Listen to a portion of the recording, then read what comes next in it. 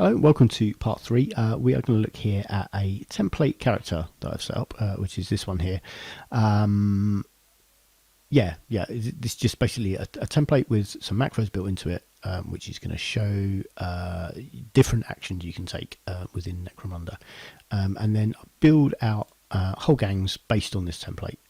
So if you're setting up your own version of a Necromunda campaign or a game on Roll20, it's a good place to start. Sort of get that template character right, let everyone be able to copy it and use their own ones, and yeah, they're kind of good to go really. Next video we'll be looking at using this template to make a gang, but first I wanted to look at what is in the template. I'm going to apologise as well because like my camera is directly ahead of me. I've got Roll20 on a bigger screen up there. I find Roll20 works on the biggest screen you can manage, and that's where it is. So I'm not going to be looking down the camera, although all the interesting stuff is going to be up here rather than in the bottom right corner where I'm sitting. Yeah, so let's have a look at this template character. Come back to that's the exciting bit in a minute. So Roll20 character sheets work really well on a game that is built into the system, because in here you have on a game that's loaded in, you have loads of interesting stuff going on, and I mostly have played D&D through Roll20, and there's a really good character sheet for 5th edition that works really well and has loads of stuff linked in, and you can build your characters in there really easily. 3.5 edition has a quite clunky character sheet that can be quite fiddly and difficult to use, but it's fine and does the job, and we play with it fine. Nothing exists for Necromunda, and I don't have the coding skills to make one. I might at some point investigate trying to develop those skills and make something, and then you could load it into here, but it requires a sort of level of HTML code that I just don't have. I've got quite basic HTML knowledge, which kind of gets me by, but not good enough to make any of this. So bio and info, this is a page that everybody can read, so they can look at your character, see what they've got. So these are the basic details that they're going to need to know about a character. And they're going to need to know what they're armed with, what skills they have, and what injuries they have maybe. So that's going to be available to everybody, and I think listing that stuff in here is all great. Their stats will live in Yak Tribe, but also in this sheet here. So this is the profile and statistics of each fighter will go in here. This is the stat line for an Orlok Ganger, which is the example that's given early on in the Necromunda rulebook. So that goes in there. Most of these are just numbers. Obviously this is 5 inches, but 5 is fine, you just have the number in there. Some of these, so weapon skill and ballistic skill, and initiative, I think, definitely leadership, cool, willpower and intelligence. These are all target numbers, so they're the minimum you want to be rolling. So in the proper weapon profiles, the weapon skill is a 4+, not just a 4, but putting a plus sign in there confuses Roll20 when it comes to building macros around these stats. So we just leave it as a 4, and then when we write the macro that's involved in it, which is this melee to hit, we treat it as a target number at that point rather than in the stats line. So underneath the profiles there is space for the character's name, and up to 6 different weapons which we list as things you can choose from in certain macros. So you can only carry 3 weapons on each Necromunda fighter, but this allows for other things that you can make an attack with. So things like grenades, which count as war gear technically, but is a further options you can make attacks with. I'd be surprised if anyone needed more than 6, but I guess it might happen, and then you would need to make adjustments by just adding in another attribute of weapon 7, but then you kind of need to build it into each macro. So it's probably an idea, if someone's going to be that awkward and have that many different weapon choices, that they learn how to do that themselves, quite frankly. So that's all in there. Obviously different some profile weapons have different profiles, which you might want to represent, but you also don't really need to draw on it. So I wouldn't need to have 2 different lines for a plasma pistol necessarily. I might just leave it as plasma pistol, but I might put low power and high power as separate things, so it shows up, but you'll see how it works as we go anyway. So these are the macros that are programmed in. This is the time consuming bit that it's good to have in a template character first, because everybody is going to have to do all of these things at some point probably. So it's good to have these represented as on every character.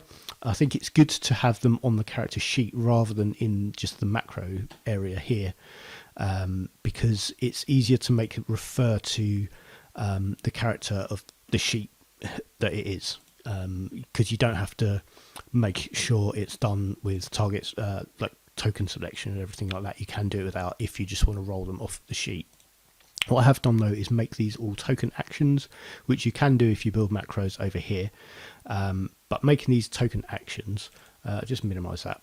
So it means if you select a token, you get all of those macros pop up here as well, and that you will have to have the right token selected to do that, but it does mean you can quickly make that roll. So if I want to make an initiative check for this ganger, it rolls an initiative check straight away.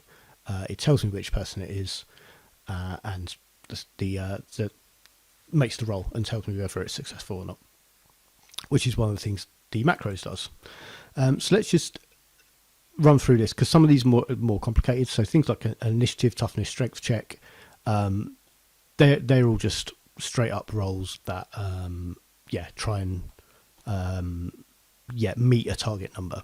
So initiative that we just rolled is set up to show me the character's name, their initiative check, which is what you see in this yellow bar here, and then it just rolls a d6 and compares it to the initiative value that we've got. Because initiative's a target number, it wants to roll greater than or equal to the initiative.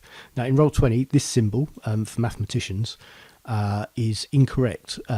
This is in sort of real maths, this just means greater than. In Roll20 it means greater than or equal to.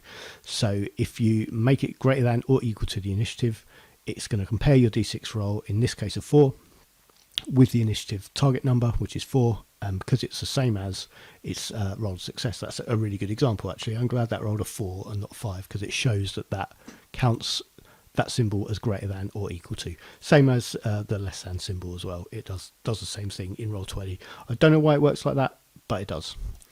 And that's worth bearing in mind if you're new to to coding macros in Roll20.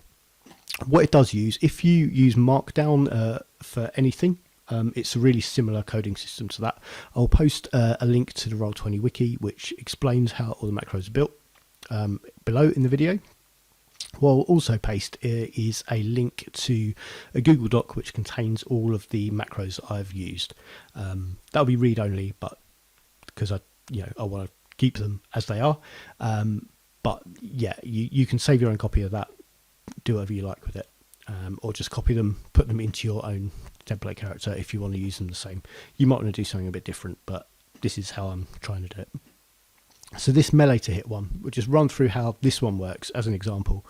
I'll show you what the macro is looking for, and then we'll make a roll to demonstrate it. So this emote thing, so this /em creates an emote, which is what comes up in the yellow bar here, and that section is just going to be character's name, rolls to hit, and then it gets you to choose a target, which we'll see in a second, and then it gets you to choose a weapon from this list of 6 weapons that comes up. Now, some of these will be blank, but yeah, they're not all blank basically. You'll see what I mean when we get to that. So that ends the emote, so we'll see that in a sec. Then we've got a roll, and it rolls the number of attacks plus any bonus attacks you've got, which it asks you, and it rolls that many d6 and compares it to their weapon skill score. So this Orlok Ganger would need 4s to hit with each of those attacks, and it will tell you how many are successful. We'll just clear it off. We'll get this Ganger to make a melee to hit. So the first thing it does, choose a target. So I'll choose a random other person on the screen. Then it asks you to choose which weapon they're using. It's a melee attack, so they're going to use their web gauntlet. No, it's going to roll the number of attacks they've got on their profile, but I want it to roll loads of dice, so I'm just going to put 3 bonus attacks in. I don't know what would give someone 3 bonus attacks, but that's what we're going to do for this example. It rolls those, so it rolled 4d6, looking for 4 or higher, and it's rolled 2 1s and a 5, so that's 1 success, and that's how it comes out. So from there, you'd know you've got 1 hit, you refer to the rules as normal on the tabletop to work out what happens with that one hit with a web gauntlet, and you make the rolls from there. I think it's a toughness test or something, but I could be making that up. Let's say it is. The target would then make a toughness test. You see what happens, and there we go. That's it.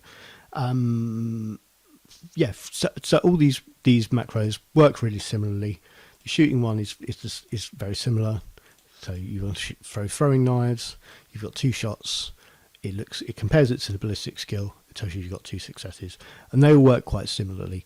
And these are, I think, all of the actions that a character will need to perform. So let's open this character sheet that we've been using. As you can see, the 4 weapons that were in there. Yeah, and these are a broad range of things that are based on their profile. So the statistics they've got on their profile will use these macros. There are other things you need to do. So stuff like injury dice, firepower dice, all going to be covered a bit later. I've got plans for those. There are some things as well which are like bottle tests for a whole gang. So they're going to be a bit more.